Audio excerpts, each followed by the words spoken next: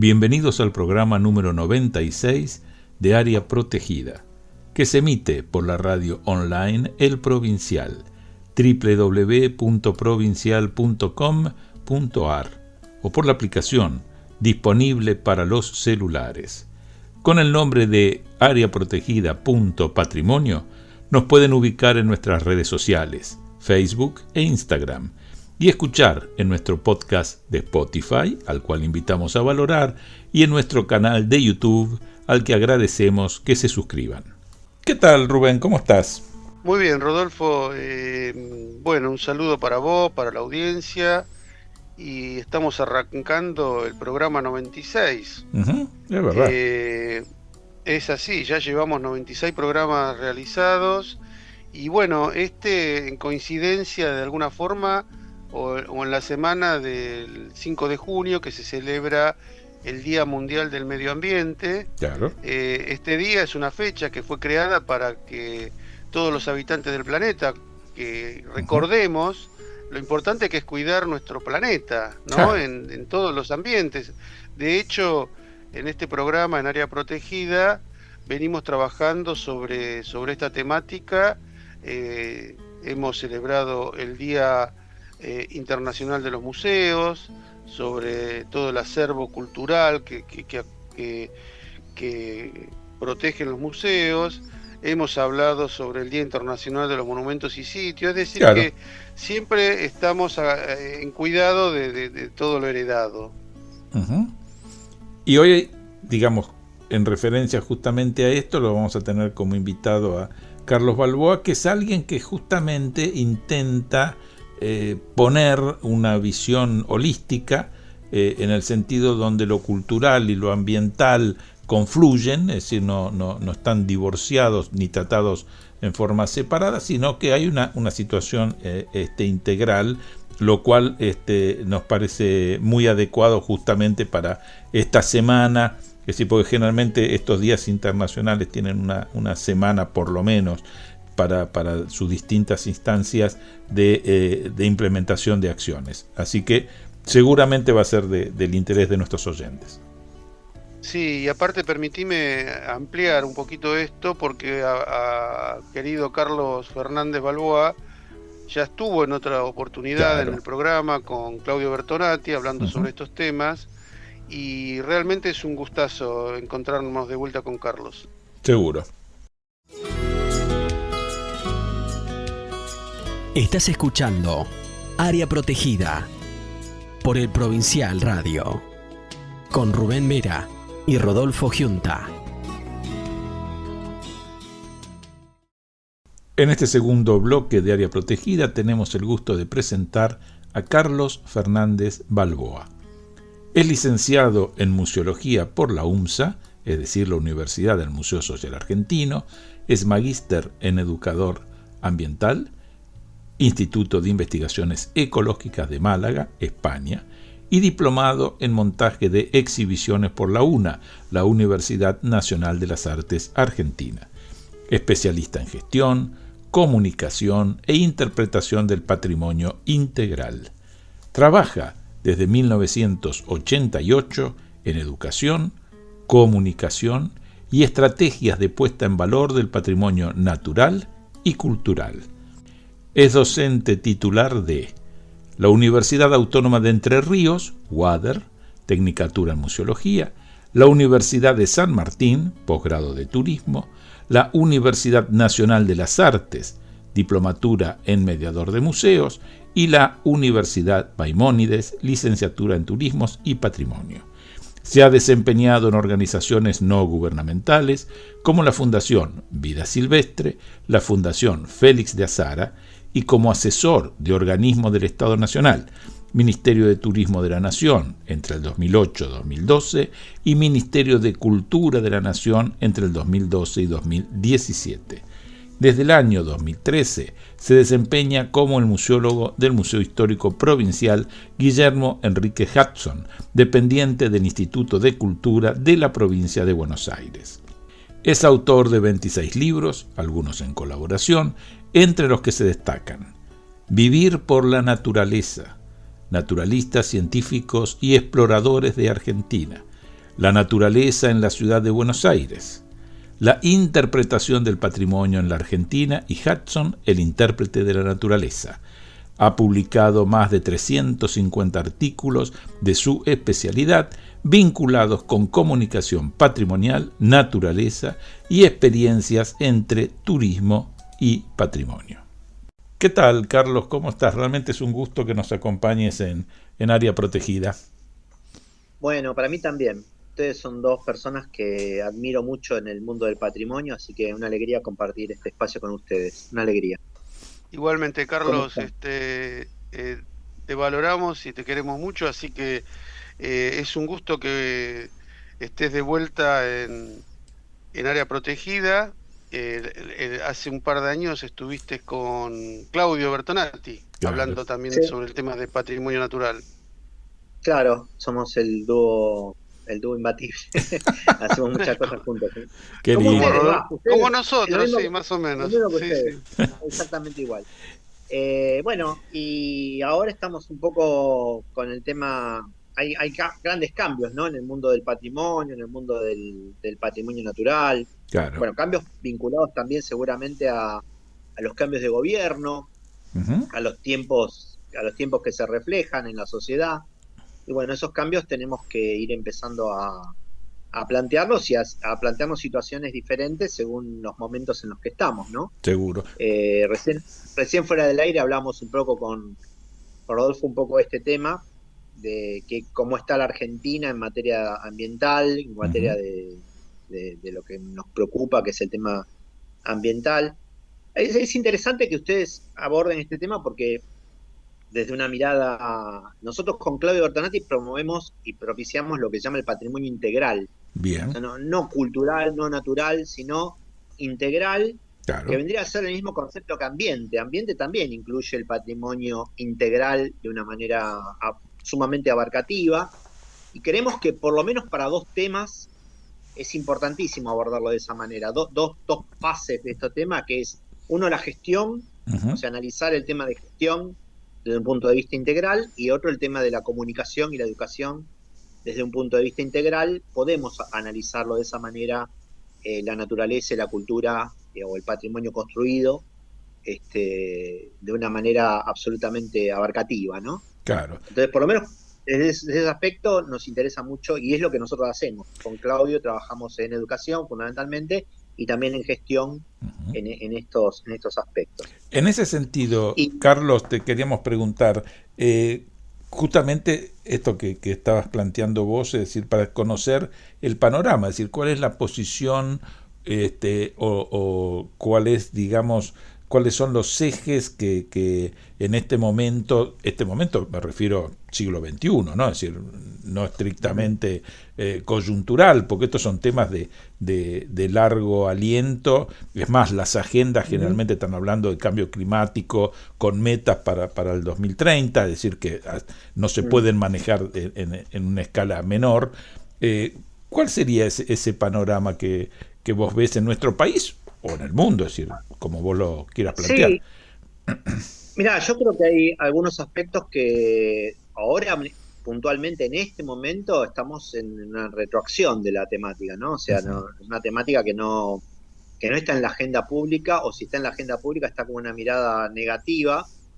Yo recién fuera del aire te comentaba que la posición del gobierno argentino y también esta posición de la derecha a nivel internacional tiene una mirada negativa del cambio climático, incluso negacionista en algún punto, ¿no? Se podría entender, digamos, como para que sobre todo los oyentes puedan ver esto, ¿cuál sería el motivo por el cual las derechas a nivel mundial niegan este tema económico, del cambio? Simplemente de intereses económico.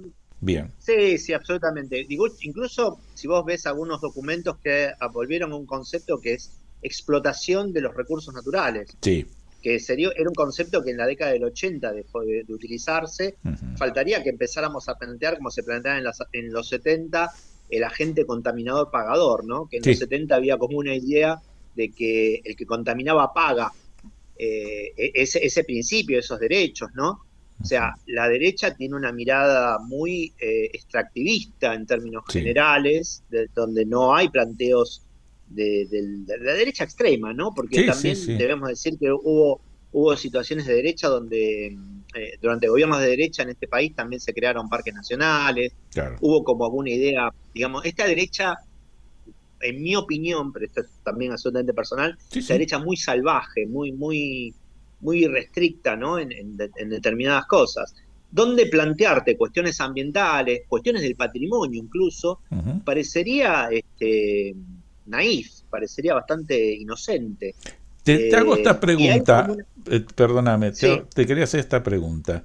Digamos, ¿se tiene evaluado cuál podría ser la incidencia humana en esta situación del cambio climático? Pero porque yo entiendo que hay una fase que es de la propia naturaleza, ¿no es cierto? Es decir, hay momentos en los cuales, ujú, qué sé yo, hemos tenido glaciaciones sin que el ser humano haya intervenido, digamos, directamente, y ahora estamos en esta suba de las temperaturas globales en índices ujú. altamente preocupantes.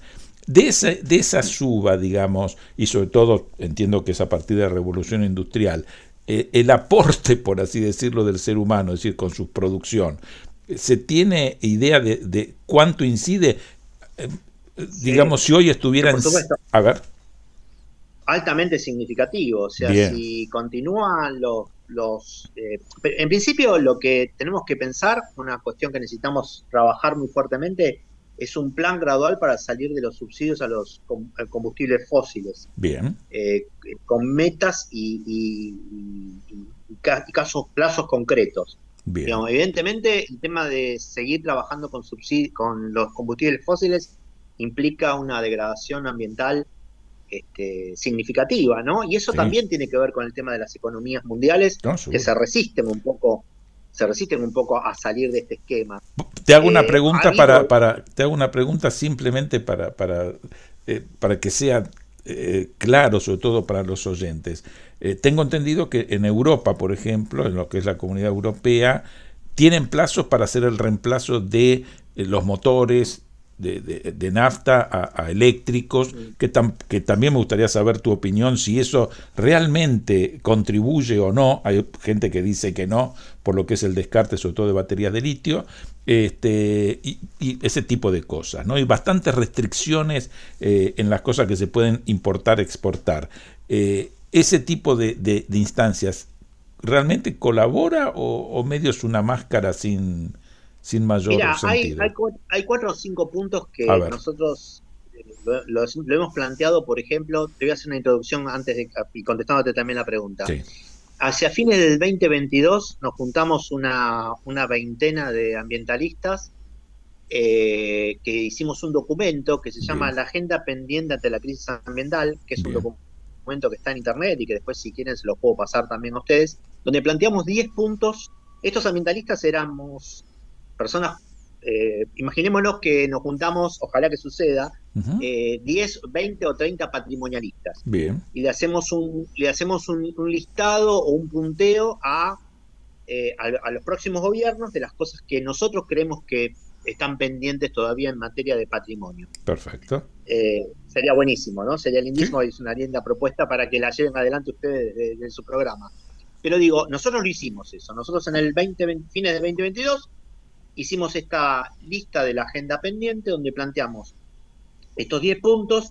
Entre esos 10 puntos había unas cosas que planteabas muy claramente que tenía que ver con la eh, distribución de la riqueza, digamos, el manejo de los recursos, de cómo se distribuían. Ese bien, era un punto importante para poder trabajar. Cuestiones que tenían que ver con el cambio del sistema energético, bien, o sea, cambio del sistema energético en términos generales. Por supuesto hablábamos del cambio climático, de algunas cuestiones que tenían que ver con adelantarnos las políticas públicas a cuestiones de cambio climático. claro, Y finalmente, como muchos de nosotros estábamos ahí, estábamos muy vinculados con el tema de la biodiversidad, hablábamos fuertemente del tema de la pérdida de la biodiversidad, que está íntimamente ligada al tema del cambio climático. bien. Eh, en Es- esos 10 puntos de esta agenda, una de las cosas, y ahora sí, para contestarte la pregunta, decíamos que era necesario crear un plan de adaptación a la crisis climática a través de que cada provincia, cada jurisdicción se prepare para proteger sus recursos y especialmente a los ciudadanos, porque Bien. lo que está sucediendo es que hay situaciones ambientales, desde Sí, inundaciones sí, hasta lluvias, hasta que son, digamos, no necesitas ser un técnico para darte cuenta del aceleramiento de los procesos de cambio climático importante que hubo. tal cual. Todos nosotros estamos acá, somos muy jóvenes, los tres que estamos ahora transmitiendo este programa, somos gente muy joven, y sin embargo, recordarán ustedes que, no sé por qué te reís, pero No, no, recordarán ustedes que el invierno era mucho más marcado, claro. el verano era mucho más marcado, las estaciones eran mucho más marcadas, y cuando yo iba al colegio, por ejemplo, eh, se tenía que ir muy protegido porque había escarcha en los Exacto. cordones de la vereda. Sí, sí. Hoy eso no sucede, digamos, Ujú. ¿no? Hoy eso no pasa, hoy está todo como mucho más diluido. Los procesos también que tienen que ver con el tema ambiental eh, generan situaciones muy conflictivas, de lluvias muy Sí. fuertes, de inundaciones, de sequías, ¿no? Ujú. El año pasado tuvimos una sequía, no me acuerdo si fue el año pasado o el El anterior, que anterior, fue sí. la sequía más importante del siglo. Ujú. Entonces, todo ese tipo de situaciones no son situaciones que solamente las produce la naturaleza, sino que tienen que ver indudablemente con estudios científicos y con elementos que a los oyentes y a mí mismo me superan un poco, pero que no cabe en duda que son vinculados a un cambio climático originado por la más cantidad de población, el uso más acelerado de los Mm. recursos, sobre todo de los hidrocarburos, Claro. y las cuestiones que hacen al efecto invernadero. Te hago una preguntita Eh, porque es muy interesante lo que estás Dale, planteando. Este documento, ¿ustedes lograron hacerlo llegar, vamos a suponer, a todos, a un poder a ejecutivo y todos. al legislativo, al Congreso también? A todos. Bien. El documento es libre, es muy corto, es muy concreto, tiene 24 páginas de 10 puntos y es un documento apolítico, es un No, no, documento obvio. meramente técnico, digamos, intentamos, y se llama justamente así, la agenda pendiente, donde estuvimos intentando llegar a todos los gobiernos. Esto también es importante que lo aclaremos, ¿no? Si bien este gobierno es fuertemente restrictivo a las necesidades, este gobierno que está ahora de Milei, ¿no? Sí, sí, sí. Es fuertemente restrictivo a las necesidades del cambio climático. Hubo otros gobiernos anteriores, progresistas o como uno quiera llamarlos, que tampoco tuvieron una Ujú. situación muy proactiva en términos de cambiar concretamente la situación ambiental de la Claro, Argentina, ya claro. sea por la explotación de las hojas, ya sea por un montón de otros motivos, o la minería, ¿no? De la cual los gobiernos anteriores eran fuertemente adictos, un sistema de minería que nosotros también en el documento criticamos un poco o tratamos de orientar, porque también es importante esto, nosotros no estamos en contra del progreso. Pasa lo mismo que con el patrimonio, ¿no? Hay gente que supone que los patrimonialistas queremos que las ciudades queden como estaban Congeladas. antes, Congeladas, claro. Congelada, claro. no, para nada es así. Claro. Lo que sí planteamos situaciones que tienen que ver con, casi te diría a esta altura de mi vida, un planteo de ciencia ficción en la Argentina, que es planteemos un proyecto, planteemos una agenda y veamos cómo se pueden aprovechar ese tipo de situaciones, ¿no? En el futuro, cómo se puede aprovechar bien los recursos naturales y en términos generales el ambiente en el futuro. ¿Y hubo Por respuesta de ejemplo, esto, por ejemplo, en los no, legisladores? Ninguna. no, la No. verdad que no. La verdad que la temática ambiental no es una temática. Estamos igual que con el patrimonio. Yo creo que los ambientalistas hemos retrocedido en la opinión pública y en los temas de interés del público. El patrimonio nunca fue una cosa que saca. No sé si los tres convenimos en esto, ¿no? Sí, sí, El tal patrimonio no cual. fue una cosa que todo el mundo estuviera muy preocupado siempre. En algún momento, hacia los 80, los 90, había mucha difusión de las problemáticas ambientales, el concepto de ecología fue como más popular, más conocido, pero después hubo una retracción, seguramente debido a cuestiones económicas, y seguramente también otro problema que yo creo que aquí sí hago un mea culpa en el concepto general de los patrimonialistas, que tiene que ver con la falta de una comunicación efectiva, de una comunicación que le haga entender a la gente que puede en qué medida esto tiene que ver con su vida cotidiana. Claro. ¿No? O sea, digamos, eso me parece que es la gran deuda que tenemos los patrimonialistas, los ambientalistas con la sociedad, de hacer productos y de hacer elementos de comunicación que sean muy fuertes y muy efectivos con respecto a esto. Miren, les doy un ejemplo. Hacia el año 2007 o 2008 más o menos salió este libro, escrito por un periodista muy conocido, que se llama Martín Caparrós, ya les digo, 2010, que se llama Contra el Cambio. ¿No? A Martín Caparrós le voy a mostrar 2 o 3 libros que tienen que ver con este tema. Martín Caparrós, en ese año, del 2010, yo todavía trabajaba en una ONG ambientalista muy conocida, y ante la lectura de este libro, que fue un libro que me sorprendió porque le financiaron un viaje por distintos países del mundo donde pudiera ver el tema del cambio climático, ¿no?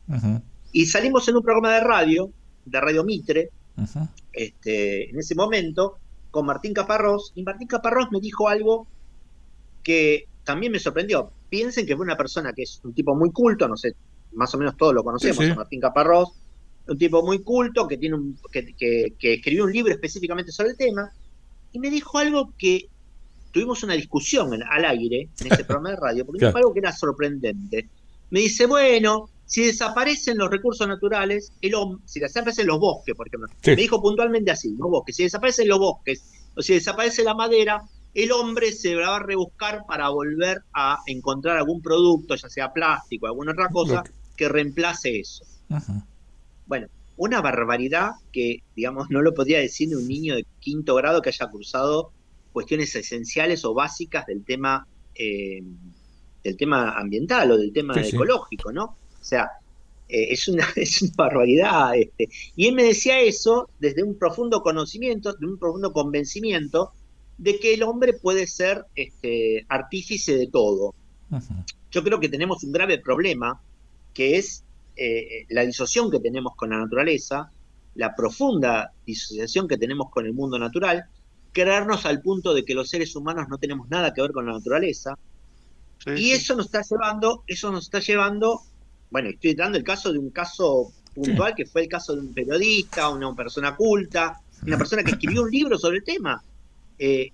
Digamos, pensemos lo que pasa en el ciudadano medio, que tiene que sobrevivir al aumento económico, a tratar de sobrevivir, y a tratar de pensar, no está pensando todo el día qué estará pasando con los bosques en el Chaco, por qué estarán cambiando el sistema de explotación de los bosques en el norte argentino, o por qué ahora me inundo y antes no me inundaba.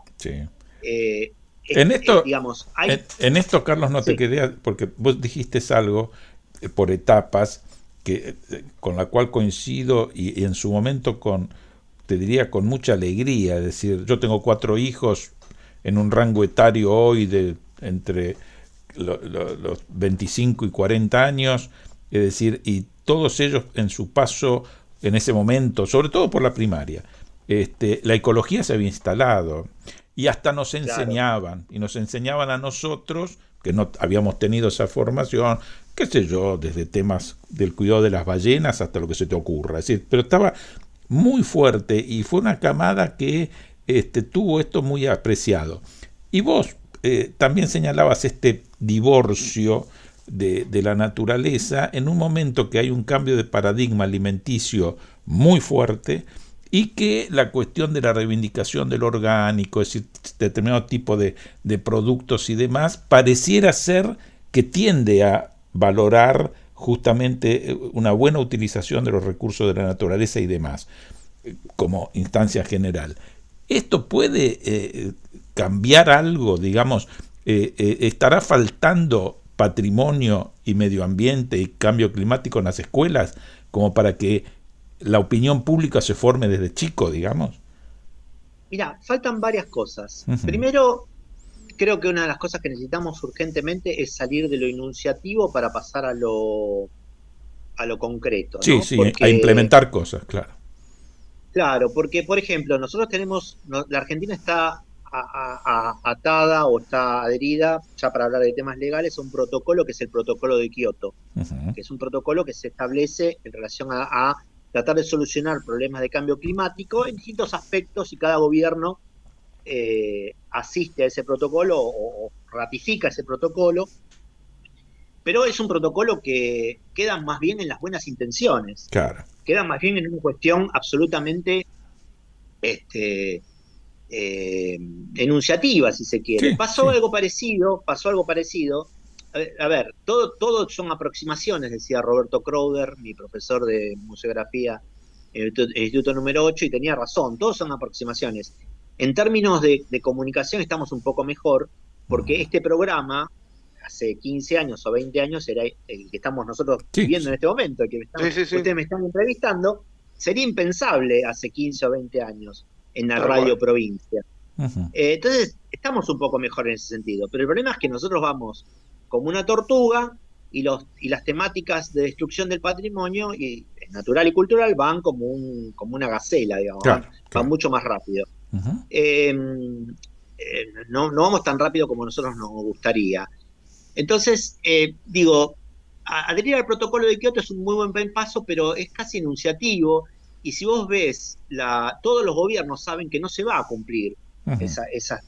esos alcances del protocolo de Kioto. Eh, es como de alguna manera adherir a algo que sabemos que es un ideal, pero que va a tener poca factibilidad a nivel nacional. Yo creo que hay que trabajar muy fuertemente a nivel local, a nivel de las provincias. Ustedes están en La Plata, yo estoy vinculado a La Plata. ¿Ustedes se acuerdan que La Plata sufrió en el gobierno de Scioli una de las inundaciones más terribles que Sí, vivió, sí, digamos, ¿no? Y sí, sí. en este momento, no hay nada que nos garantice que eso no vuelva a suceder. Claro. No tenemos un plan que contemple la vulnerabilidad creciente ante inundaciones, producto de sudestadas o lluvias intensas. No lo tenemos. Ujú. No tenemos en la Argentina eso. Entonces, les pongo el ejemplo de La Plata, de la cual seguramente muchos de sus oyentes son que viven allí. eh, y les planteo este caso bien concreto, ¿no? De cómo el cambio climático nos puede afectar concreta y permanentemente a nuestra vida. Ujú. No estamos hablando de una cuestión estética, de salvar a tal o cual especie silvestre, o de analizar qué pasaría con un ambiente protegido. Hay algunos estudios también que establecen que en los próximos 25 o 30 años, probablemente nosotros no lo veamos, algunos ambientes como la bahía de San Borombón, que podría quedar bajo el agua. Ujú. ¿Qué estamos planteando o qué estamos nosotros previendo con respecto a eso? Porque 25 años en nuestra vida es muchísimo, pero en la vida de un país no es nada, digamos, ¿no? Acompañan a Área Protegida el Comité Argentino de ICOMOS, Consejo Internacional de Monumentos y Sitios, organismo que trabaja por la conservación, protección y valoración de los monumentos y sitios de valor patrimonial, y el Comité Argentino de ICOM, Consejo Internacional de Museos, organización no gubernamental que establece estándares profesionales y éticos para las actividades de los museos.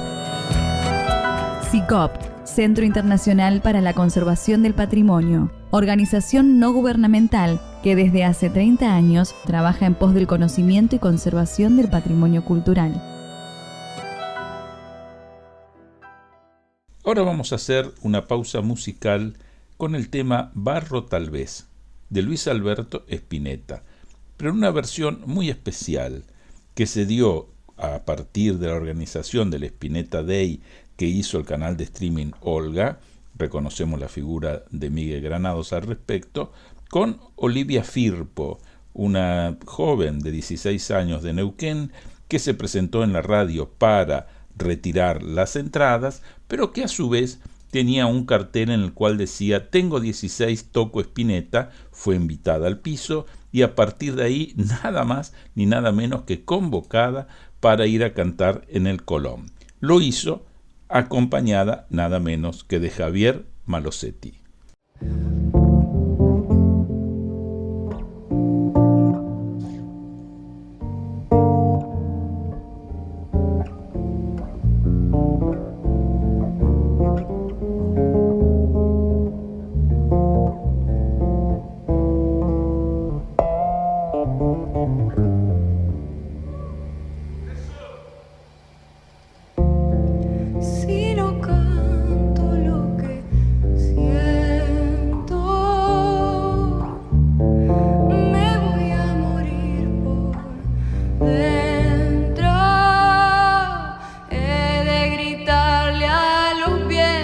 hasta reventar, aunque solo quede tiempo en mi lugar.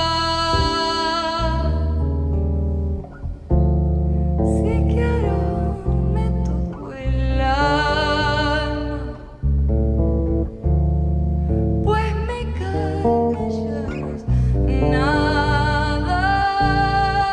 He de fusionar mi resto con el despertar, aunque se pudra mi boca por callar.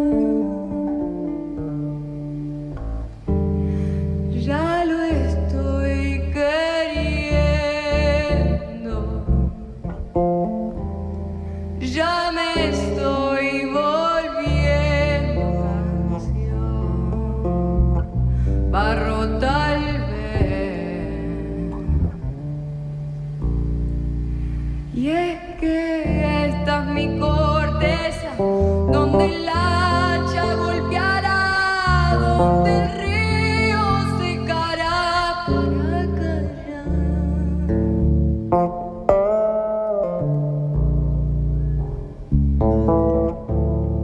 Ya me apuran los momentos,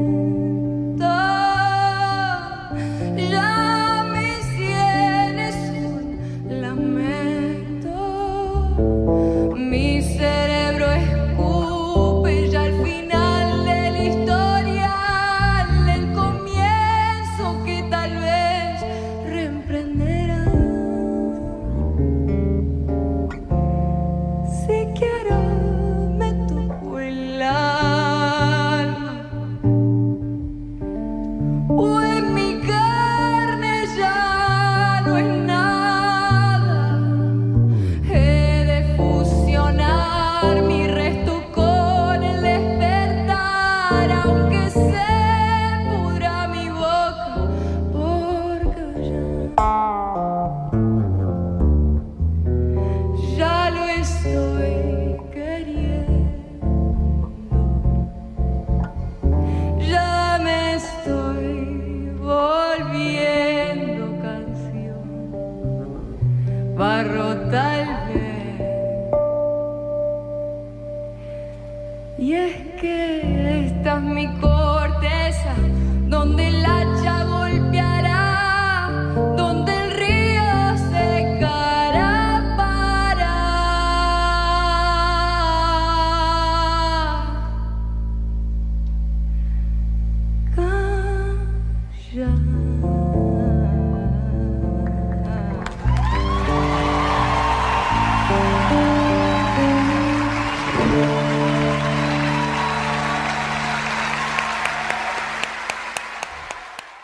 Bueno, damos comienzo a este tercer bloque de Área Protegida.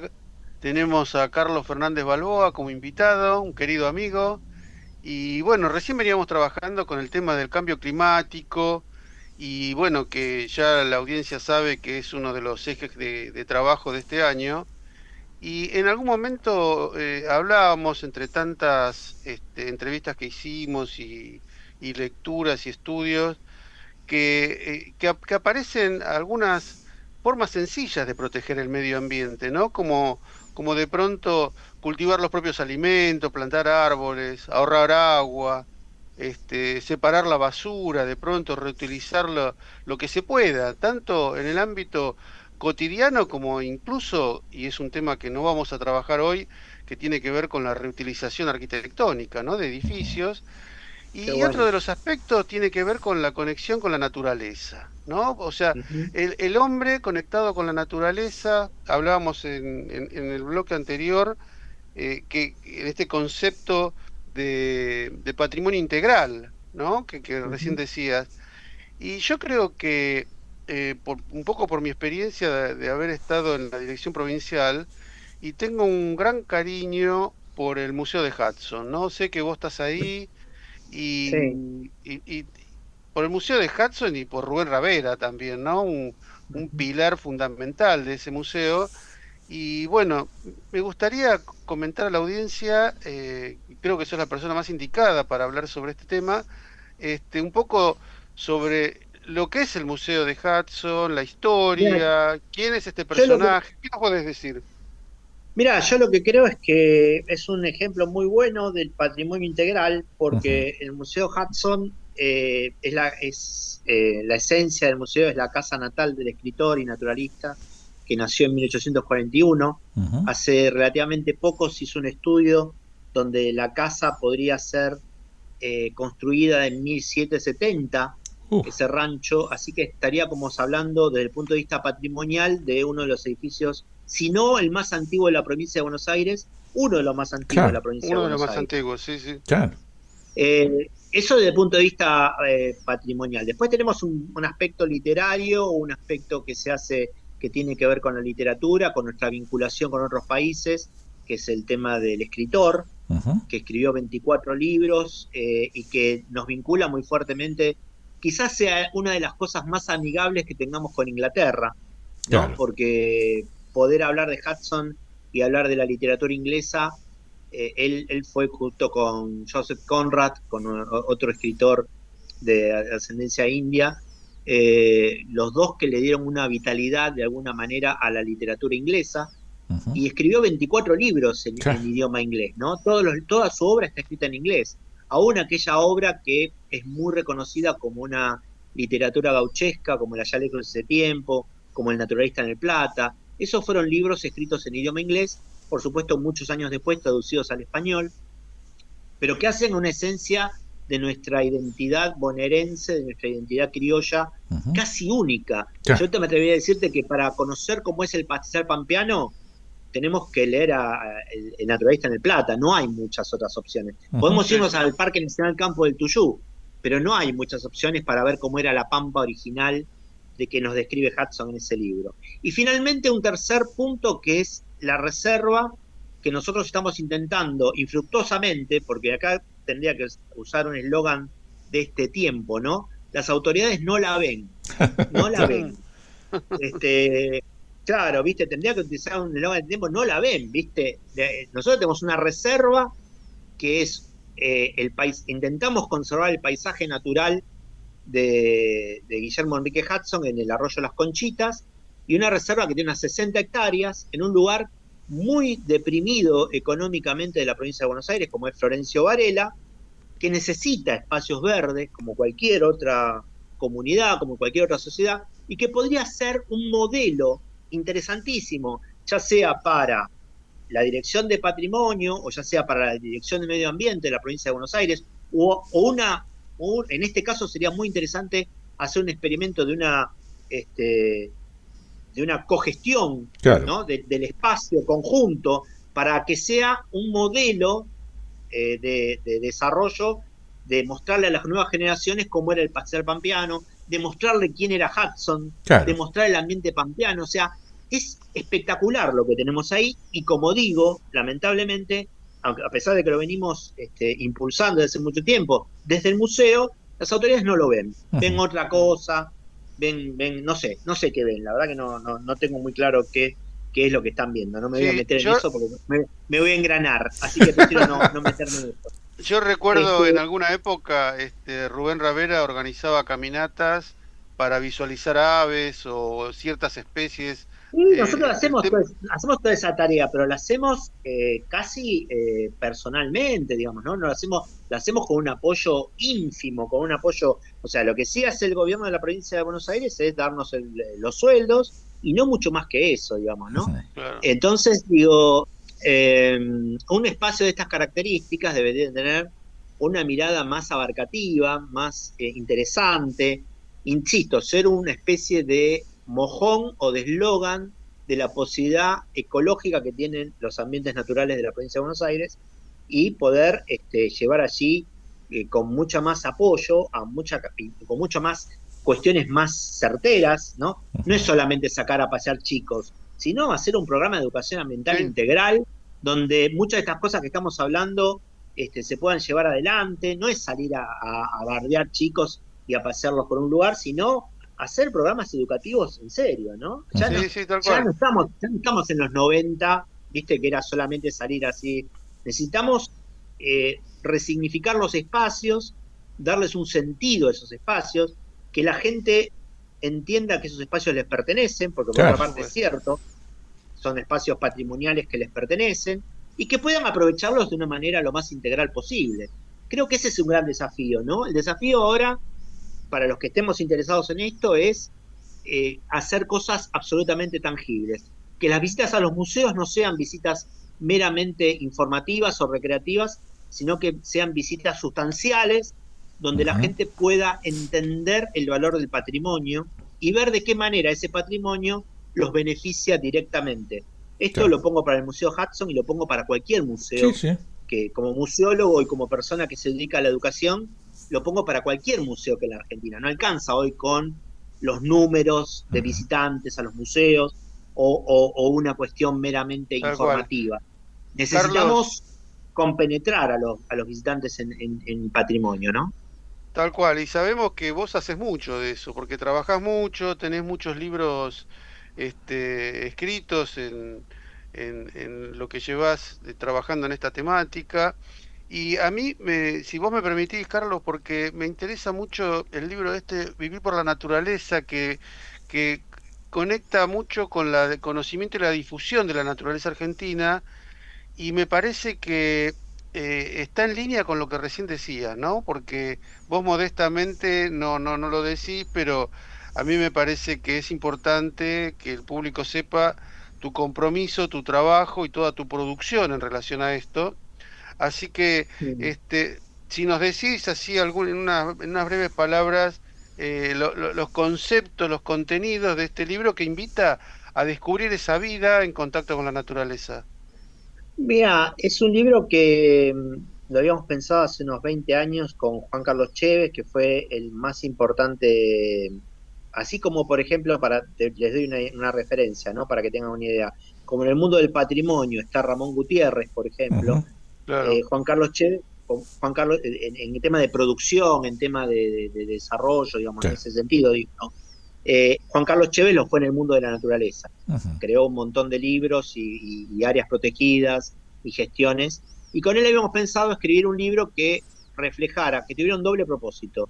Por un lado, que reflejara la vida y la obra de un montón de naturalistas que eran algunos de ellos muy desconocidos para la sociedad, algunos conocidos y otros desconocidos, ¿no? El Perito Moreno, el Perito Moreno como uno de los más conocidos, Ameguino como uno de los más conocidos, Holmberg, otros menos conocidos como Holmberg, Clemente Onelli, Jorge W. Ábalos, Horacio Quiroga, también son algunos de los personajes que están reflejados en ese libro. Y a través de la vida de estos personajes, mostrar también cómo conectarse con la naturaleza en todas las dimensiones.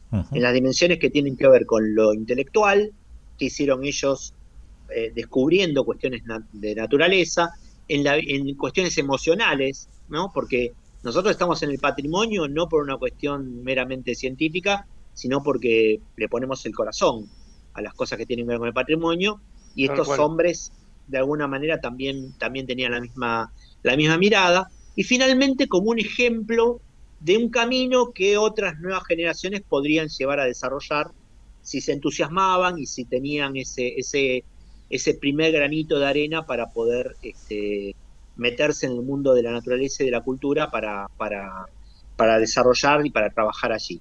Así que bueno, por suerte el año pasado pudimos editar ese libro.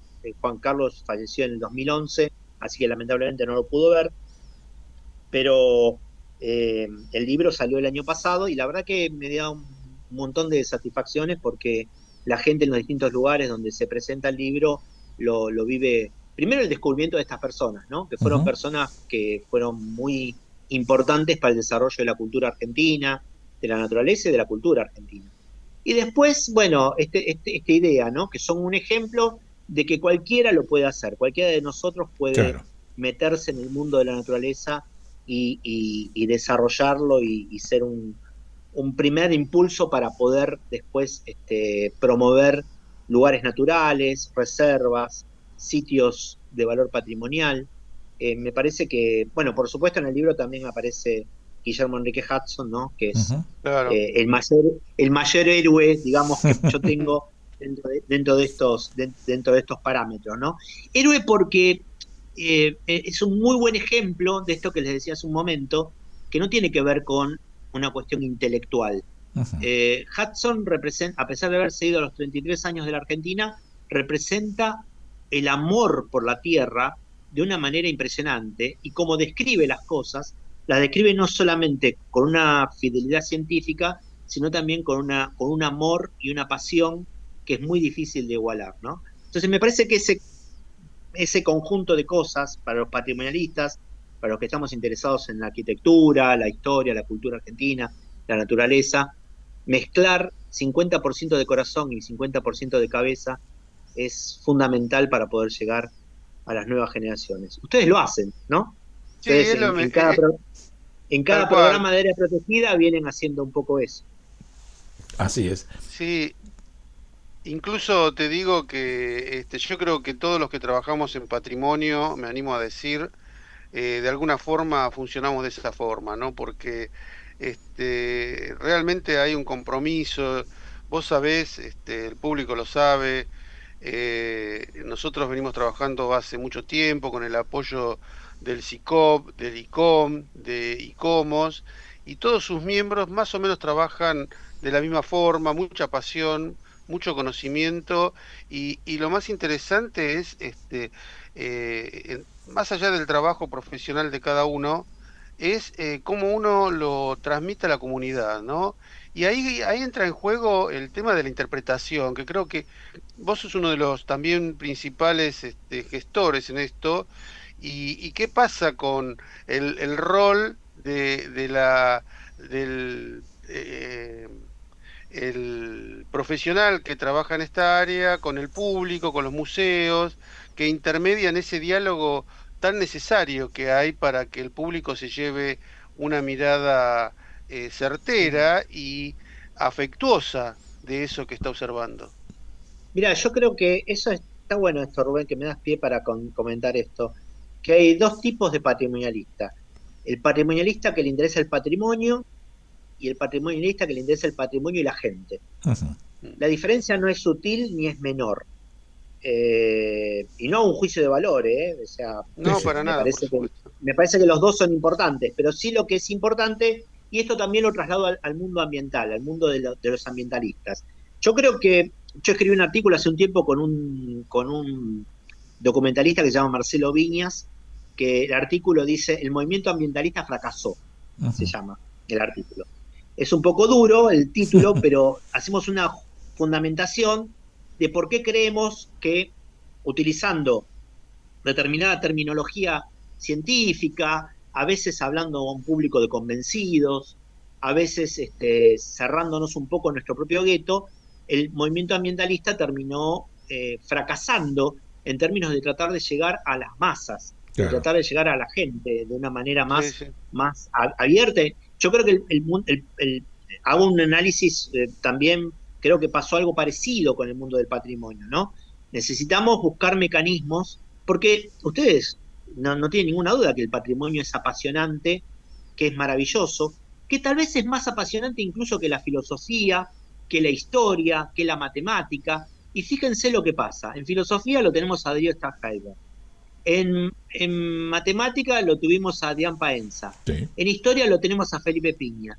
¿Por qué no nace en nosotros, en el mundo del patrimonio, en el mundo de la naturaleza argentina? Sí, a nivel internacional lo hay, ¿no? Un gran divulgador que permita contarle a la gente cómo hacer eso que para nosotros es tan maravilloso y tan importante, y que los empiece a sentirlo como propio, y empecemos a trabajar, porque no hemos trabajado fuertemente todavía en términos que tienen que ver con la divulgación. No hemos trabajado fuertemente todavía en términos que generen pertenencia en la gente. Nos falta ese paso, nos falta ese salto, digamos, cuantitativo, que haga que el programa de ustedes no esté solamente en Radio Provincia, sino que esté en Radio Nacional, que lo puedan aprovechar mucha más gente, digamos, ¿no? Buscar mecanismos para eso. Me parece que nos falta eso. Es un diagnóstico, no estoy diciendo que sea la verdad ni nada por el estilo, pero en otras disciplinas eso ha sucedido, eso ha pegado en la opinión pública, y en la nuestra, que es tan maravillosa y tan interesante, todavía nos falta esa masividad o esa forma de conectar con la gente. Yo creo que una de las cosas que tenemos que trabajar es que el objetivo fundamental de nuestra propuesta no tiene que ser la información, sino que tiene que ser la motivación. Claro. Tiene que ser que la gente se motive, que salga de un museo no con toda la información del caso, sino que salga queriendo volver al museo, queriendo meterse en una página web, teniendo una buena página web de internet, ¿no? De los museos.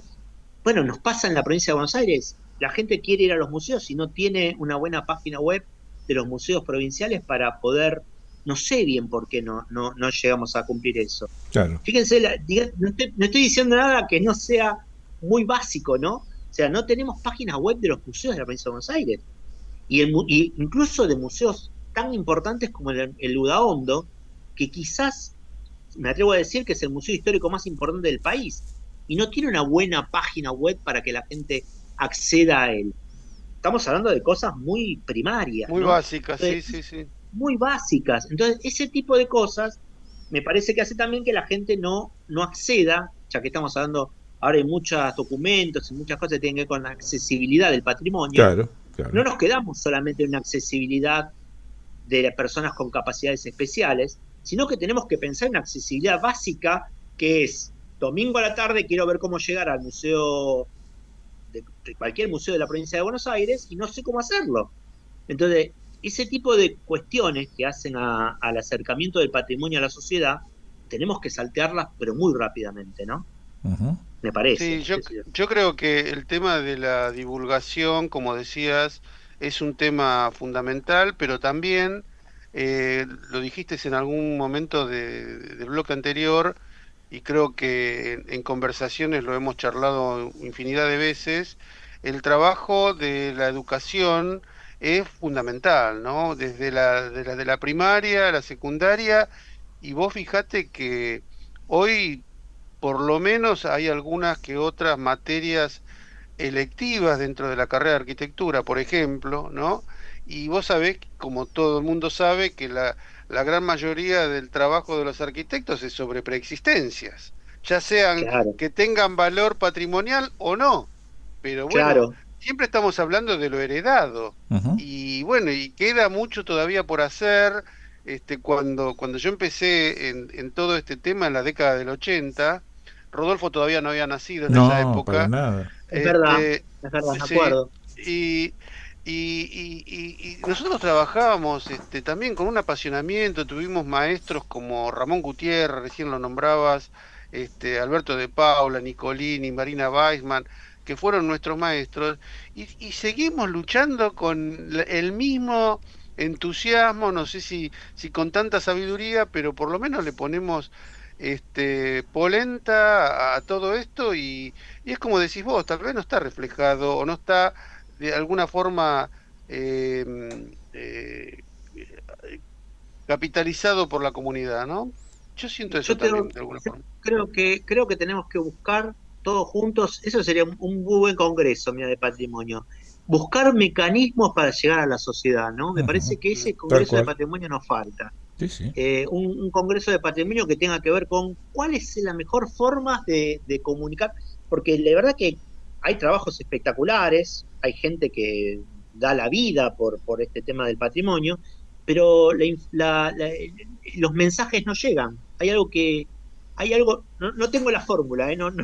Mira, si me preguntan cuál es la fórmula, no lo sé. Yo tengo pero dos. Estaría muy bueno que.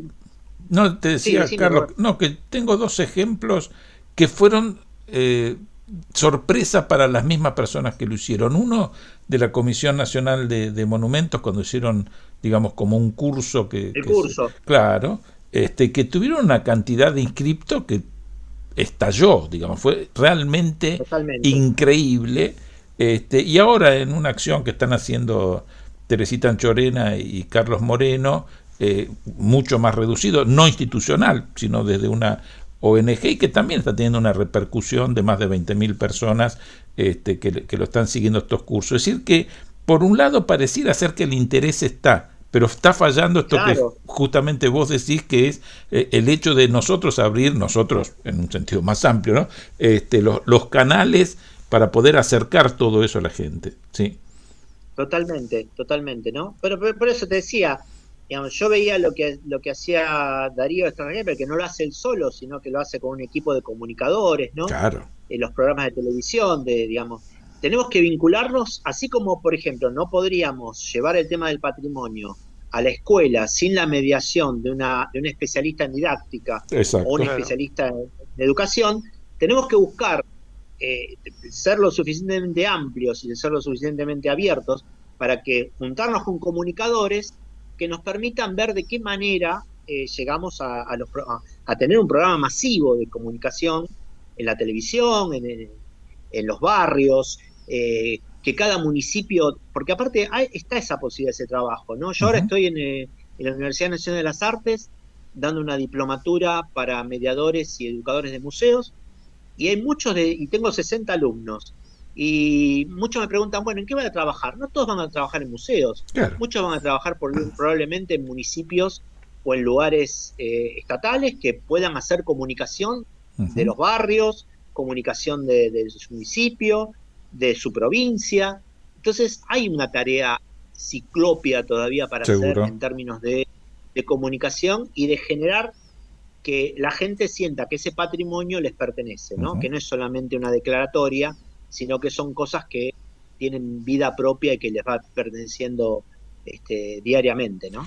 Carlos, como siempre nos pasa a nosotros cuando nos juntamos, nos dan ganas de estar hablando, pero horas y horas y horas, porque realmente... Nosotros nos juntamos a tocar la guitarra. También, eso también.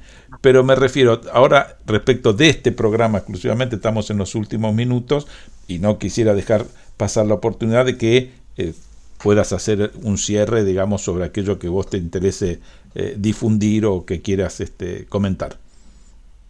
No, a mí me parece que esto, ¿no? Que hay tanta gente tan valiosa trabajando en el mundo del patrimonio y todos nos conocemos y que todos tenemos como un hilo invisible en común que tiene que ver con esta pasión, que me parece que estamos en un momento muy interesante para dar el salto y para convertir al patrimonio ojalá podamos convertir al patrimonio en un tema común, como fue un tema común de asistencia común, como lo fue el feminismo en su momento, o como lo fue el tema ambiental en los 90, digamos, ¿no? Que podamos hacer que el patrimonio, que se lo merece, ocupe un espacio importante en la agenda pública y que nosotros como técnicos o como comunicadores de ese tema podamos dar ese impulso y ese trabajo a través de las formas que podamos. Ojalá que lo consigamos, no sé. Seguro. De mi parte, un fuerte abrazo y, como siempre, súper agradecido por todos tus conceptos. Un abrazo, Carlos, muy grande a los dos. Y ahora podemos hacer un churrasquito ahí en La Plata o hacer algo por el estilo que sea más cercano, seguro, que esta cosa tan virtual. Carlos, bueno, no, quería también cerrar el programa con un saludo, un fuerte abrazo, todo el agradecimiento y por supuesto, bueno, valoramos mucho tu trabajo, todo tu recorrido y seguramente es un gran aporte para la comunidad. Así que te mando un abrazo y muchas gracias. Abrazo a los dos, queridos. Cuídense mucho. Gracias. Chau. Estás escuchando Área Protegida por el Provincial Radio Online con Rubén Vera y Rodolfo Giunta.